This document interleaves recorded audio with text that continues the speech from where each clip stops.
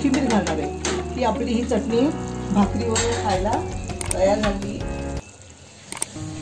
आज मी तुम्हाला सुकी दोडिया या सुकी दोडियाची चटणी कशी करायची ते तुम्हाला दाखवणार आहे। ही दोडिया चांगली सुकवलेली आहेत, जी बाजारात आणल्यानंतर मी उन्हात चांगली सुकून घेतली आहेत। हे बघा, ही आता याची काय करणार आहे, याच्यावरती खवले आहेत बघा, हे काढायला हवेत।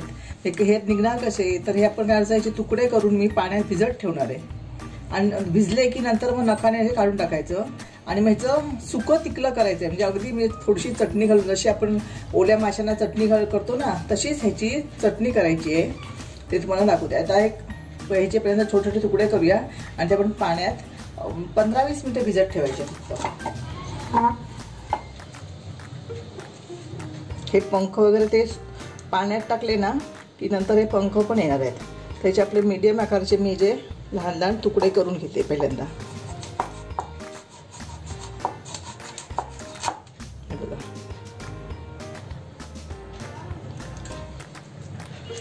हा डोक्यावरचा भाग सुद्धा आपण काढून टाकायचा आहे।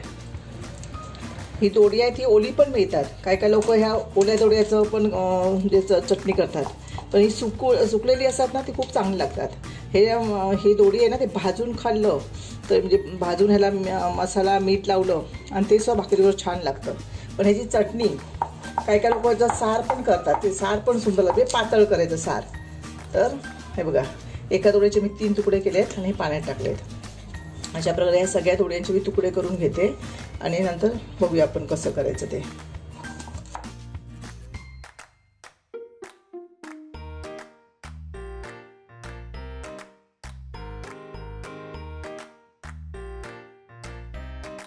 हे तुकडे असे करून ठेवलेले आहेत। हे थोड्या वेळ ह्याचं ओलं झालं ना पूर्ण, केच्यावरची सगळी खवलं येणार, ती नंतर काढणार नाही।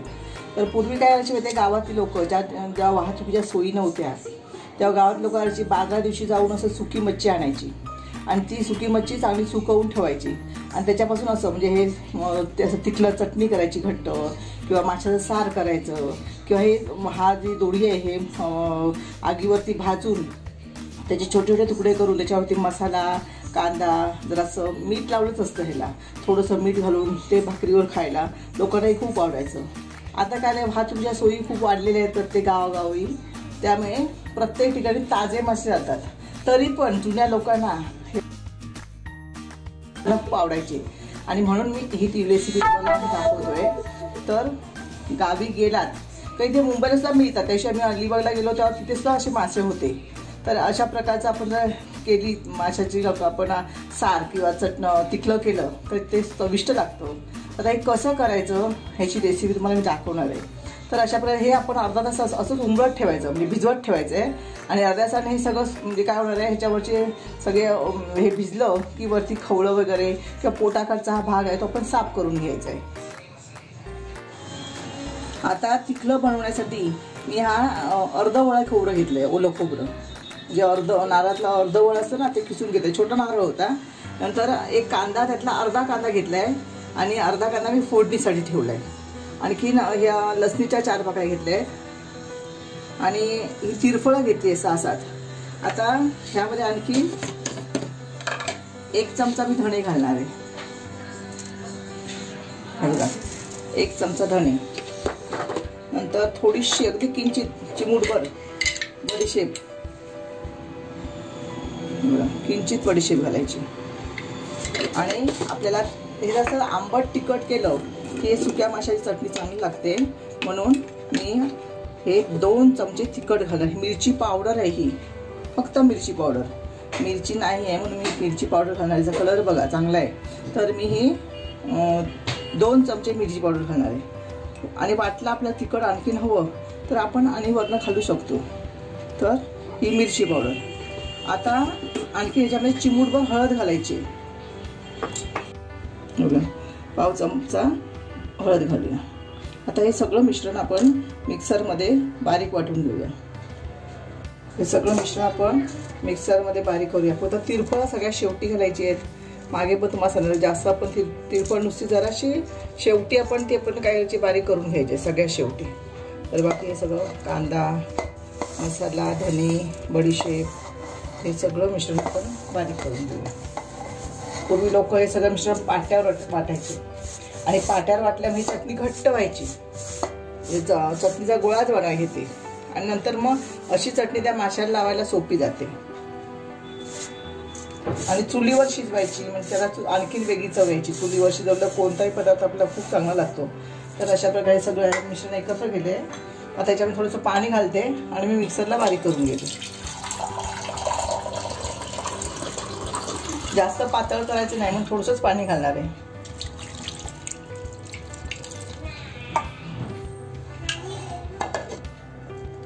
10 मिनिटं झाली आहे. आता हे आपण जे खवळे आहेत ना, हे बघा, हे अलगद नखाने हे किंवा चमचा घेऊन तुम्ही काढला तरी चालतील. हे असे खवळे काढायचे.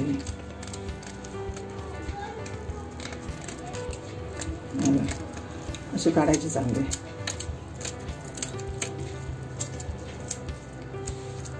आणि हे पंख जे आहेत हे साईडचे ते आपण कैचीने कट करून टाकायचे.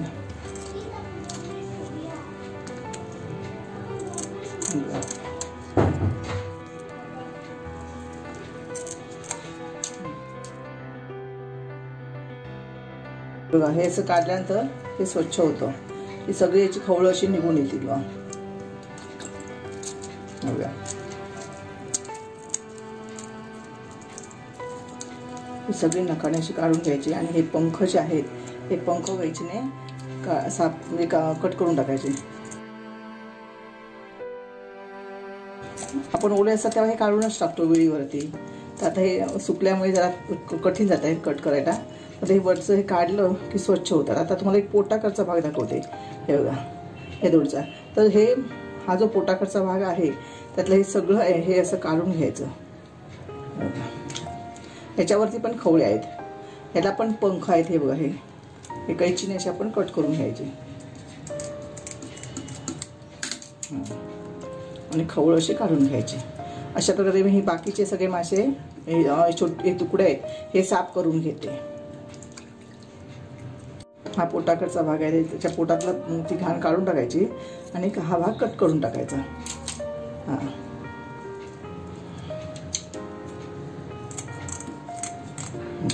असं साफ करायचं.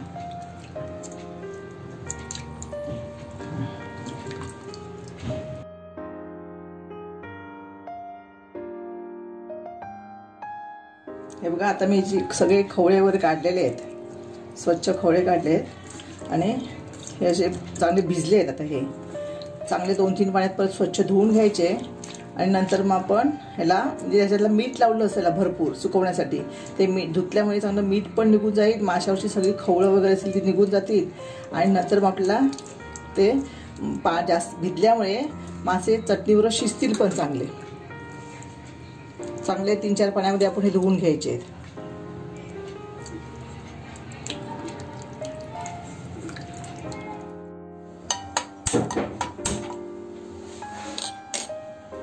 कढई ठेवली आहे, तापत ठेवली आहे. तर आता ह्याच्यामध्ये आपण फोडणीसाठी 2 चमचे तेल घालूया.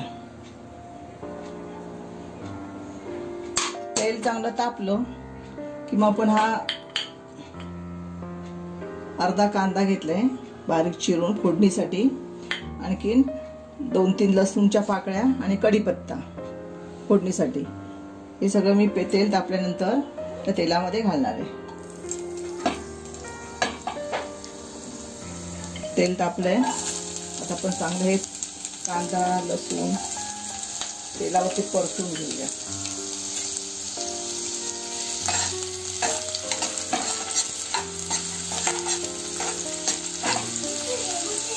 तेल तापलंय, आता थोडासा हिंग आपण जे 1/2 चमचा हिंग घालूया. त्याने वेगळी एक चव येते साराला, म्हणजे असं माशाच्या साराला येते तशी त्याला चटणीला येणार म्हणून हा हिंग घातलाय. आता हा चांगला कांदा लसूण आपण हे तेलामध्ये परतून घेऊया.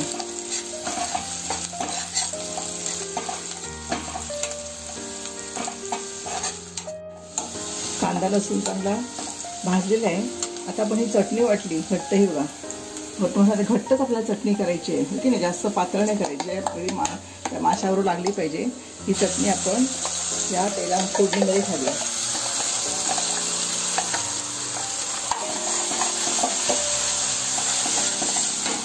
याच्यावरती झाकण ठेवायचं आहे. उरलेली सगळी चटणी मी फोडणीमध्ये घालते आणि फक्त हे मिक्सरचं भांडं आहे ते धुवून आपण थोडंसं पाणी घालायचं आहे. आपल्याला एकदम घट्ट चटणी करायची आहे, पातळ करायची नाही. त्यासाठी सार केलं तर सार पातळच करायचं असतं म्हणता, पण मी चटणी करणार आहे म्हणून थोडंसं मी पाणी घालणार आहे.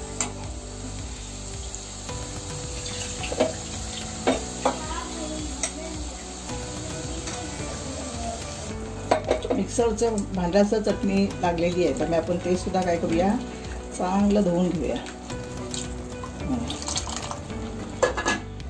बघू शकता एवढी चटणी पातळ बसेल, आपल्याला भाकरी बरोबर खायची. आता मी ह्याच्यामध्ये मीठ घालणार आहे आणि कोकम घालणार आहे. आता मीठ घालताना पहिला थोडंच मीठ घालणार आहे, वाटपाला लागेल एवढंच मीठ, कारण माशांना मीठ असतं की नाही, आणि जास्त आपण मीठ घातलं तर खारट होईल म्हणून वाटपाला लागेल एवढंच मी मीठ घातलंय. आणि नंतर मग आपण मासे टाकल्यानंतर त्याची चव बघायची आणि हवं असेल तर मग मीठ घालायचं आहे. तर हे चांगलं आपण गॅस कमी ठेवून वर झाकण ठेवून चांगलं शिजून घ्यायचं आहे. आता मी ज्या वाटपामध्ये 7-8 कोकमं घालते, कारण दुसऱ्या ह्याला चिंच वगैरे घातली नाही आहे, तर कोकमच घालणार आहे. आंबट असली की जरा चांगली चव येते त्याला. हे बघा कोकमं घालते.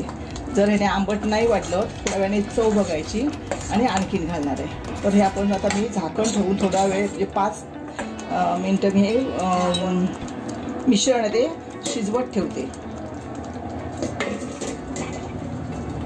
बघा चटणी चांगली शिजते, चांगली म्हणजे गुडगुडत येत आहेत. आता मी हे आपण स्वच्छ करून घेतलेले मासे आहेत ना, हे स्वच्छ धुतले आहेत बघा, जवळ 6-7 वेळा धुतले. हे मासे मी या चटणीमध्ये घालणार आहे आणि मग झाकण ठेवून त्याला 5 मिनिटं वाफवायचे. ह्याला काही जास्त शिजवण्याची गरज नाही आहे. आणि नंतर मग हे मिश्रण शिजलं की आपण ह्याला बघायचं मीठ लागलं आहे का, नसेल तर मग थोडंसं मीठ घालायचं, कारण माशाला हे सुकवताना भरपूर मीठ लावतात आणि त्यामुळे थोडे मासे कसे खारट असतात. मी आधी मीठ घालणार नाही आहे. हे चांगलं मिश्रण मी असंच झाकण ठेवून 10 मिनिटं शिजवणार आहे. तर मी त्या चटणीवरती मी झाकण ठेवते. गॅस कमी ठेवलाय बघा आणि कमी गॅसवरतीच मी 10 मिनिटं याला वाफ आणि खालून म्हणजे थोडीशी उष्णता असं देऊन शिजून घेणार आहे. मिनिटं झाली आहेत, आपण झाकण ठेवून वाफ दिलेला. आता बघूया आपण याला म्हणजे आपल्या चटणी तयार झाली का. हे बघा चांगला याला सुवास येतोय. चटणी पण शिजलं सुद्धा आहे, जास्त ढवळायचं नाही, कारण हे मासे काय होतात एकदमच हे असतं ते विरघळतील म्हणून. हे बघा एकदम आणखीन चटणी सुकली आहे.